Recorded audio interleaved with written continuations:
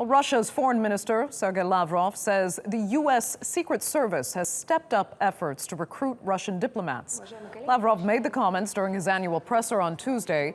He says no full statistics exist, but he referred to the Russian Foreign Ministry spokeswoman, Maria Zakharova, who first made the allegations.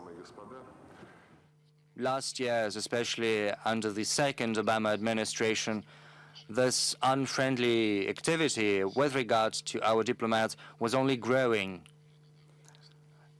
During her recent address on the TV, Maria cited an example when a diplomat from our consulate general there were attempts at recruiting him when he came to a medical facility to take up the medicine for Mr. Primakov. Certainly, you've got to be somewhat professionally impertinent and somewhat cynical to do something like that.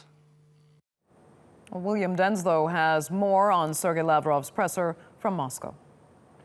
One of the key themes coming out of this annual press conference is what is Sergei Lavrov's take on US-Russian relations? Now, he was rather scathing of the Obama administration, even accusing Obama of ramping up recruitment efforts for Russian diplomats. Now, of course, this comes after it was the United States that had previously complained about harassment from their diplomats here in Moscow, but Russia very much turning that on their heads. Of course, this coming after the United States expelled 35 Russian diplomats after accusations that Russia were behind cyber attacks in the United States with the aim, according to US intelligence officials, of trying to influence the US elections. Now, of course, pressed on the US inauguration of President-elect Donald Trump, certainly a great deal of optimism from Sergei Lavrov that relations can be better with a new Trump administration. Now, on the question of Syria, there was certainly a degree of optimism from Lavrov,